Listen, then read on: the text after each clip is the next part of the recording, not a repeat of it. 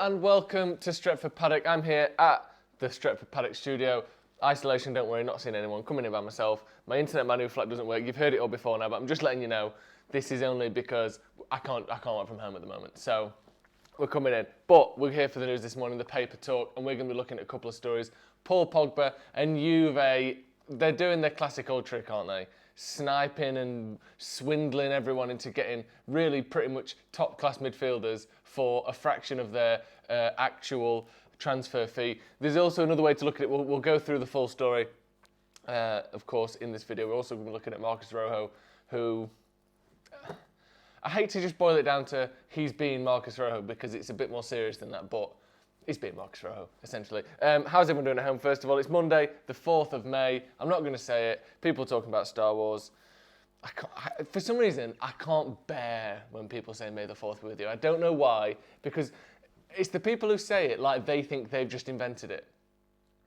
May the 4th be with you. Like, get over yourself. That was funny in 1981 when Star Wars had been out for a few years, and even then it was losing its luster a little bit. Star Wars Day. Anyway, while we're talking about Star Wars, who cares? Someone in the comments saying, why all the dislike for Pogba? You've clearly not been speaking to people in the last couple of years. Speaking of dislikes, if you do like the video, please make sure you like it. It helps out a lot if you do. Let's get into our first story of the day then. And it is Paul Pogba, and it's always Paul Pogba. Actually, it's not. It's usually Jadon Sancho in it. But that looks like it's on the rocks as well, so we might as well have some more bad news. This is coming from Juventus sporting director Fabio Paratici, and he is saying, he's basically warning. See, this is the Metro's take on this. We'll get to the quotes, the irrefutable quotes. Obviously, we know the Metro aren't necessarily the most reliable when it comes to transfers, but we're using them for the quotes, and obviously, I assume they get the quotes right. But I've got a slightly different take on this, and I'd like to hear what you think at home. This says, Juventus chief Fabio Paratici sends warning to Manchester United star Paul Pogba over salary demands. Juventus chief football officer, CFO, Fabio Paratici has discussed the Italian champion's interest in Manchester United star Paul Pogba, but admits the club will not be able to spend big this summer and has warned him not to expect a massive payday. Now, we'll get into the quotes. Fear of losing Paul Pogba on the cheap and wary of the increasingly strained relationship, United are believed to be open to selling the World Cup winner if they can receive a sum close to the 89 million they paid 4 years ago.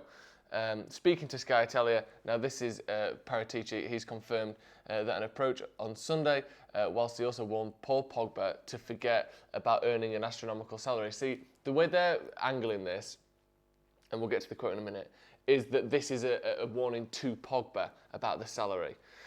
He said, speaking to Sky Sport Italia, he said, Paul Pogba is a fantastic player. We know him as a champion, but something will change after the coronavirus because logically, the salary demands someone at his level would have had before now is more difficult to get hold of, or at least fewer clubs will be prepared to pay that money. Now, it's an interesting point because the way he's phrasing it, of course, first of all, they're clearly saying that they want Paul Pogba. That's the first thing to get out of the way, which, I mean, seems obvious. We sort of knew it already, but again, this is confirmation. He's saying that Juventus do want Paul Pogba. And the way he's phrased it and the way he's angled it is, it seems like he's saying, if you want to come to us, you're going to have to take a pay cut.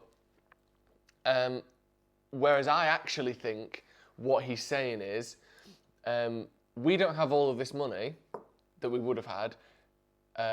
So the deal in itself, the whole deal, is going to have to cost less. So that is wages plus transfer fee is going to have to cost less. Something will have to change after the coronavirus crisis because logically the salary demands someone at his level would have had before is now more difficult to get hold of. And again, like I said, he is quoting salaries there, but I think Juventus would be quite happy with, instead of that, because we know, Juventus talking to Man United here. We all know that players don't take a pay cut. Players never take a pay cut. You keep getting a bigger and bigger contract till you're about 31, and then you sort of either move to a different league for a big contract, or you stay in a big league and start taking less money. That's usually the general trend of things.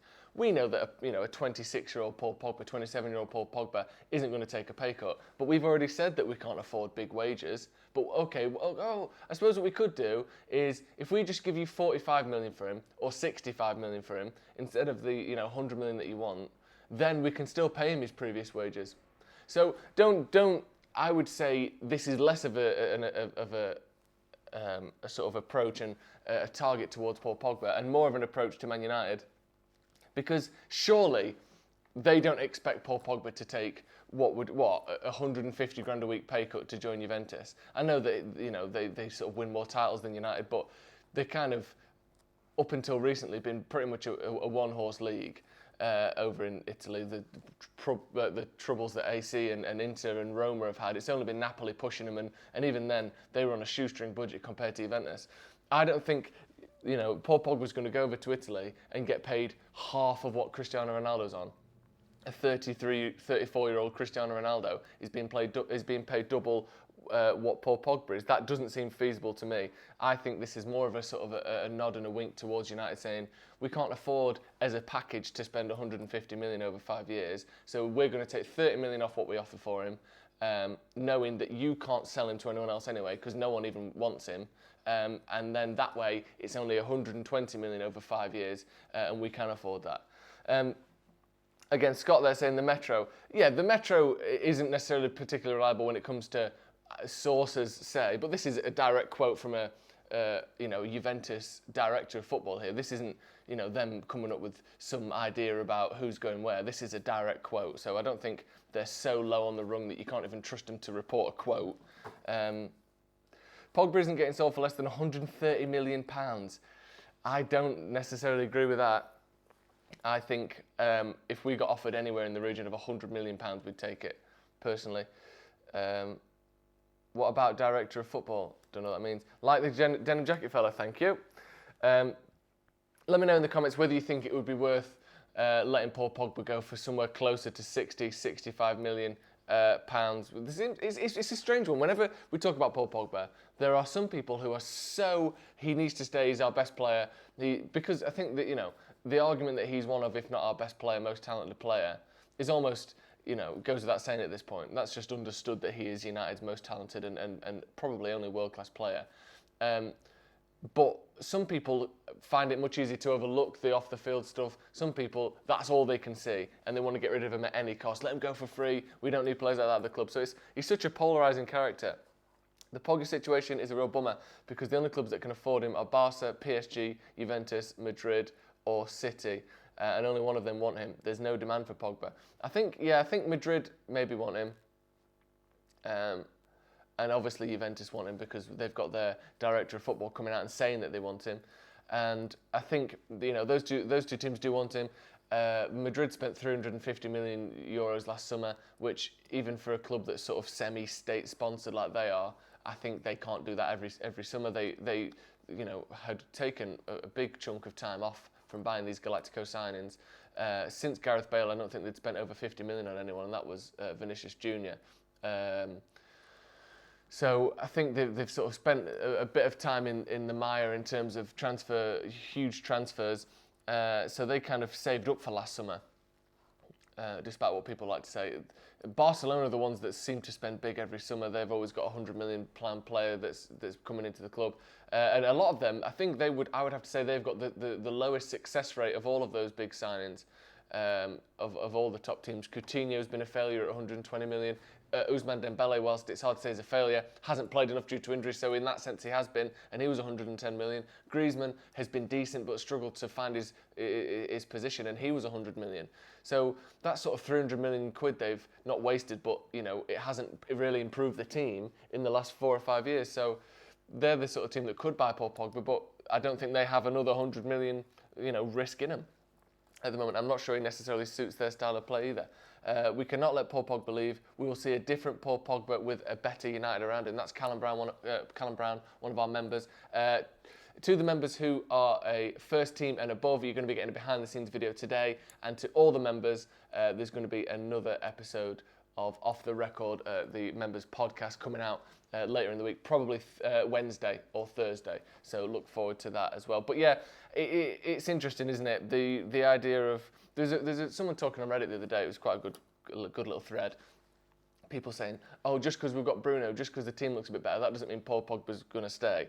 Well, you say that, but we've seen it in the past with the likes of Wayne Rooney, where all it took was for United to show a bit more impetus, a bit more urgency in the transfer market. Do you remember that statement he released? He literally released a statement saying, I've spoke to David Gill, I want to leave because United don't seem to be willing to attract world-class players in the way I would like them to.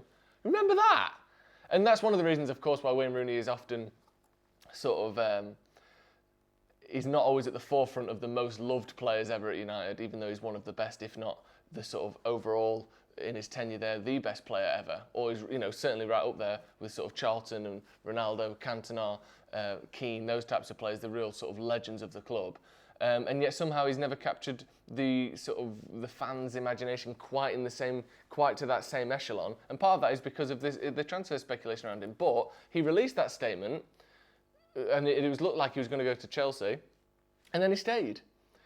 Man City was another one he was linked with, and then he did stay because it looked as though we were trying to improve the team, we were trying to win trophies in a way that he was happy with, which is a mental thing when you look back at it, ever doubting that Ferguson wanted to win or was capable of winning trophies. But people seem to forget, especially, no offence to younger people, just because you weren't around to see it as much, that Ferguson got so much criticism. There was an article every other week saying, has Fergie lost it? Fergie is behind the times when Mourinho came in, Wenger, all this sort of thing. And yet Rooney still stayed. So there is a chance that Paul Pogba sees that this upturn in form, these new players coming in, what has been a largely successful transfer transfer plan under Ole Gunnar Solskjaer, with, you would have to say, at least 3 of the 4 signings that he's made have been excellent, and even Dan James, who has had a bit of a patchy season, not in a Native American way, a patchy season. Even he, for a £15 million signing, has been excellent. So there is a chance that Paul Pogba sees what's going on at United, sees the things happening at United, and thinks, you know what, I will give this another go. I'm going to struggle to get a move anyway. I would like to move, but I think he likes United enough to stay if the moves aren't coming in for him. Devansh Parekh saying, finances lining up due to COVID sold for a loss. I assume you mean, are we going to be selling Paul Pogba for a loss? Yeah, it does look like that. It does look as though we're somehow going to be selling him for less money than we bought him for. I understand we're 4 years down the line of his career, but the transfer market has gone absolutely ballistic in that time. We've seen Mbappe move for 150 million. We've seen Neymar move for 200 million. We've seen Coutinho 120 million. Ousmane Dembele 100 million. What was the other one I said? Griezmann 100 million. Ronaldo 100 million. A 32-year-old or 33-year-old Cristiano Ronaldo is 100 million. And a 27-year-old Paul Pogba, arguably the most talented and I would say certainly the most marketable midfielder in the world, is going to be going for 70 million. Less than Harry Maguire. No offence to Harry Maguire, but the numbers just don't seem to add up for me. But we may well be seeing that. Right. Someone says, transfers have become more sustainable in the club and the transfer market. We always get rinsed with selling players. Who was the last player we actually made a profit off? Ronaldo, wasn't it? Who was the last player we made a profit off? Did we lose money on Lukaku? Or was it about the same? We certainly didn't make much of a profit on him. To be fair, though, that is typical of most big clubs, isn't it? You sort of buy players for their peak years because you're the sort of club that wants to win trophies. I know we've not won too many, but the likes of Dortmund, the likes of Atletico, these sort of cusp of greatness teams tend to buy players in who are younger and then sell them when they're full of potential. United and look at Real Madrid. When's the last time they sold a player for profit? When's the last time Barcelona sold a player for profit? Usually, if a player comes in and gets better to the point where you could sell them for profit, you want to keep them to win the trophies because you don't need the money. So most big teams don't sell players for profit, generally speaking. City, Chelsea. Well, Chelsea are a bit different because they've got that strange youth team academy loan system going on. But most top teams in the world and in Europe certainly don't sell many players for profit. Although I do think we get rinsed on our transfer fees generally. I'll agree with that. Right, move on to our second story then. And this... Rojo sees red. Marcus Rojo, this is in the BBC, coming from Simon Stone. Marcus Rojo, Man United to speak to defender after lockdown breach. Manchester United will speak to defender Marcus Rojo about his conduct after apparently flouting Argentina's coronavirus lockdown rules. Images of Rojo, who is on loan at Estudiantes, playing poker and smoking with friends. It's not even the smoking that's the problem. It's the fact that he's playing poker with his mates. He's smoking. Come on, what is this? It's 1991. Were posted on social media by the 30-year-old's brother. First of all, Franco Rojo. I'm going to send him an email saying, what the bloody hell were you doing, mate? Franco Rojo, they were subsequently deleted. Argentina's lockdown rules remain in place until at least the 10th of May, and 30-year-old Rojo, Jesus, he's 30, is the latest Premier League star to ignore lockdown demands. Aston Villa Jack Grealish, Man City's Kyle Walker, he went a bit far, and Everton's Moise Kean have all been criticised for ignoring governmental advice since the Premier League was brought to a halt in March. Now, of course this is stupid and bad and silly and annoying and just unprofessional. It's as unprofessional as it gets, isn't it? And disrespectful to emergency workers and all that sort of thing. But isn't there part of you that thinks, of course Marcus Rojo's done that? You almost sort of expect it. I know that's no excuse and it's really unacceptable behaviour. But there's part of you that goes, well, we sort of knew this was going to happen, so let's put the contingency plan for when Rojo ignored the rules. It's just so stupid, isn't it? It's smoking as well, playing poker, getting people around for a poker tournament, passing cards, everyone's touching the same cards. It's smoking. No one's even mentioned the fact that he's smoking. He's smoking. Remember that picture of Jack Grealish in that jacuzzi on holiday, smoking, and everyone went absolutely mental. Marcus Rojo smoking. Who cares? Bruno was practicing social distancing months before the lockdown. Defenders couldn't get within 2 meters of him. Charlie Brooks, joke of the day. Well done, Charlie. I'm going to write that down. And you'll be getting a prize sent to you very soon. You won't really. Still a lot of people talking about Pogba. Yeah, Declan, I was referring to that, yeah. At the end of the day, Pogba will do what's best and what makes him happy. Don't think we should accept a transfer if he wants to stay. But likewise, if he strongly wants to leave, then accept a deal. Even if that deal is 55, 60, 70 million, rather than 80, 90, 100 million. People saying Sancho and Grealish in the summer. People very keen on those two, I think. Although the Grealish talk, whilst it's still ongoing, seems to have kind of stuttered and stalled somewhat with names like Thomas Partey and who's the other guy, the central defensive midfielder who plays for Rennes as well, 17-year-old. I can't think of his name at the moment, but he may be looked as an alternative for Jude Bellingham. It seems to be a bit more of a defensive midfielder that's been linked and rumoured at the moment. So we'll have to see. Any chance of getting him his Real Madrid move is gone now. Do you mean Marcus Rojo or Paul Pogba? Because I think they're both up for that. Someone said, well said, Charlie. Yeah, that was talking about the Bruno joke there. Pogba just wants to win top trophies and be recognised as one of the best players in the world. Feel he would prefer to do that at United. Of course he wants to do that. If you're one of the most talented players of your generation and arguably, when on form, I think he's the best midfielder in the world currently, other than maybe Kevin De Bruyne. I don't think there's anyone who's got the mixture of physicality and strength and power and that sort of exquisite touch and ball control and a turn of speed, a great finish. He's defensively sound, he's good in the air, he's a good tackler, he can play, he's one of the best passers you've ever seen. He's literally got everything, which I think is why the expectations of him are so high. But if you were a player who was that physically gifted and that technically gifted, and that he clearly is, would you be happy with?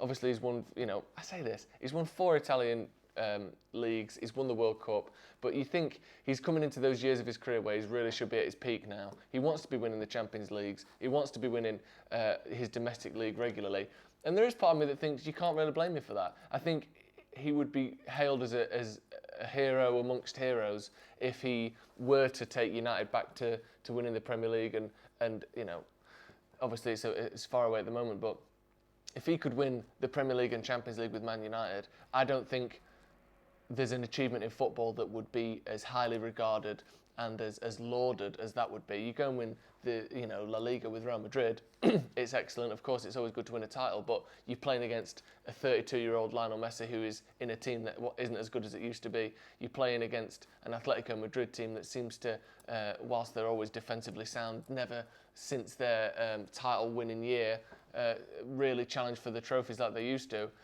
I think if you brought United back from where they are now, the lowest they've been in 35 years, and you bring them back to winning a Premier League title and something in Europe, I think that would be a career well spent personally. But of course, there's no guarantee that that will happen. That's going to be all from me today, pretty much. Camavinga is the midfielder who plays for Rennes, the 17-year-old who I was talking about before. Pogba needs to take a wage cut. Yes, people saying that Pogba needs to take a wage cut to move so you can see him staying for another year. I think that he won't be staying for a year unless, except under the proviso that he signs a new contract, because the idea of him playing for another year and then he's only got 1 year left on his contract and then we will only get sort of 40, 50 million for him, I think that is probably unacceptable as far as the club's concerned. He's up there with Kevin De Bruyne, but De Bruyne is consistent and comes across like a better player. On his day, Pogba is better than De Bruyne. Yeah, I think the thing with De Bruyne is he is a bit more understated, a bit more quiet, a bit more out of the newspapers. But let's not forget Kevin De Bruyne is generally injured for 15 to 20 games a season. I know he's had a much better season this year, but again, you see the difference where the reason City have done so poorly, Kevin De Bruyne has been absolutely on fire this season, and it just took one centre defender in Laporte to be injured, and they're 20 points off their total last season. So, it's amazing really how a team benefits from certain players and certain players not so much, despite him being arguably the best midfielder in the world. Anyway, that is going to be all from me. We're going to be back this afternoon for Howson's Brew, so make sure you check that out. Hope you all have a lovely 4th of May. I'm not going to say it. No chance. See you in a bit.